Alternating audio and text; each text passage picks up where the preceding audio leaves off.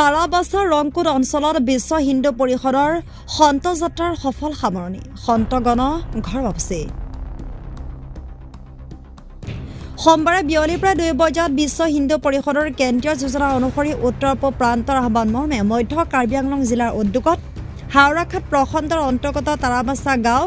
হৰিমাঝি গাঁও আৰু বিস্তৃত ৰংকুট অঞ্চলত সন্ত যাত্ৰা কাৰ্যসূচীৰ সফল ৰূপায়ণেৰে সামৰণি পৰে উক্ত কাৰ্যসূচীত মুঠ 40খন ঘৰৰ 110 জন লোকৰ সৈতে সম্পৰ্ক স্থাপন কৰা হয় কাৰ্যসূচীৰ শেষত ৰংকুট অঞ্চলৰ লতিকা বজাৰৰ দুৰ্গা মন্দিৰত সৎ সংগ কৰা হয় উক্ত সন্ত যাত্ৰা অনুষ্ঠানত জিলা সন্ত প্ৰমুখ